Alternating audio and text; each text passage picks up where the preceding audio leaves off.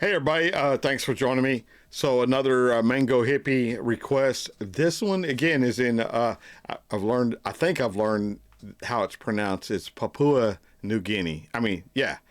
And I always thought it was called Papua New Guinea. Don't ask me. Or Papua New Guinea. Yeah. Don't ask me why. I think only on movies because I didn't know anything about this country. And I just read what Mango Hippie wrote about this one. This one's called the 2024 Kokoda Day Fuzzy Wuzzy Angel Salute. Now, he says the Papua New Guineans helped support the Australian soldiers against the Japanese during World War II by carrying supplies, evacuating the injured, and also as soldiers themselves. They were known as the Fuzzy Wuzzy Angels. And wow, yeah, I think that is a name that would make any guy feel great that they're held in such high esteem by another country, for their contributions during World War II. Pretty cool. So let's get into the intro and then right into the video. Here we go, y'all.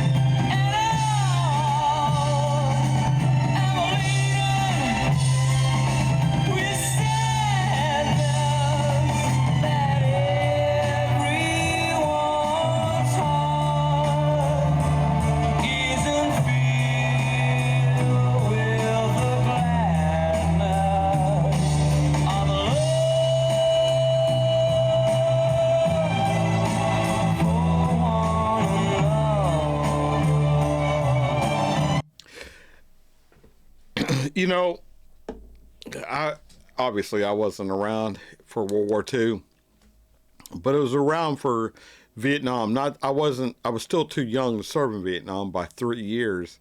It ended in '75, and I joined the Marine Corps in '78. So 3 years.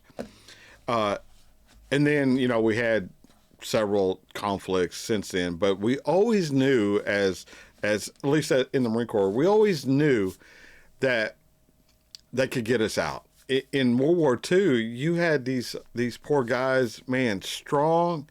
I didn't see chubby, Papua New Guinea, and all of those. You know, this is before, I guess, fast foods hit the island. But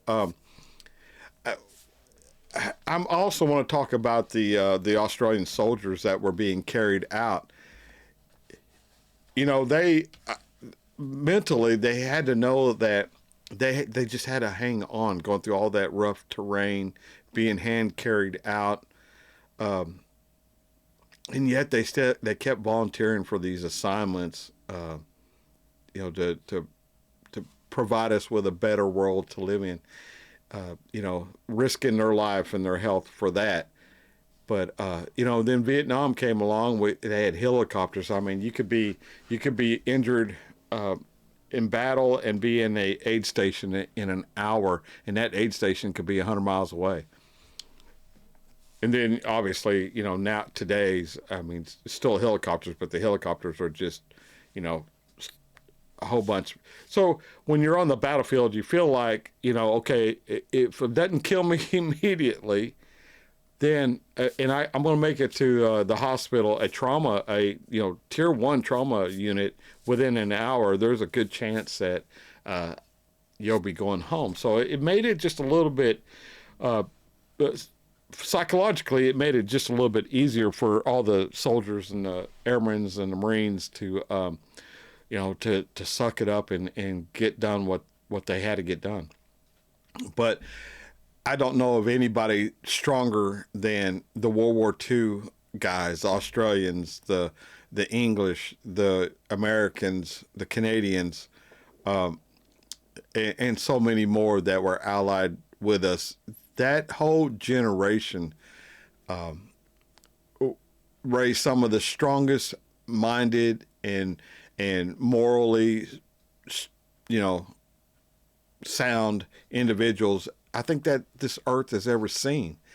And I often wonder, man, and I'm gonna get off here, but I often wonder if that happened today, you know, would we feel the same way? You know, I'd like to think we would, but to tell you the truth, man, some of the young kids I see today, they have no upper body strength. They can't do a pull up. I mean, how in the hell are they going to make it if something happens? You know, who's going to go do these battles? But I'm sure they would, you know, they would step up and get the job done. That's my true hope and true feelings. But these Papua New Guineas, you know, they had to know that if the Allies lost the war, that they were probably going to be annihilated. At the very least, they were going to be occupied by Japan, you know, forever. And they were known to be very cruel during that era. So thank God that they overcame that fear and helped these Australians. Awesome. Fuzzy Wuzzy Angels is an understatement. It's a long, long road from which there is no return. While we're on the way to there, why not share? And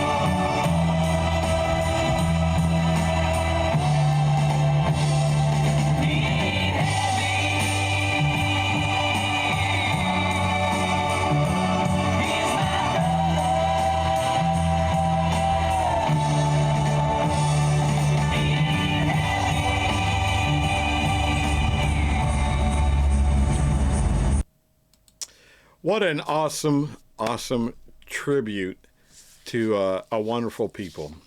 All right, y'all, I'm not going to say anymore. I said a long one in the middle, and I don't know why I took that opportunity, but I did. And so I'll get us out of here, and we'll move on to the next one. I think it has something to do with Papua New Guinea, too, from Mango Hippie. So till I see y'all again, I'll catch you down the road. Bye, y'all.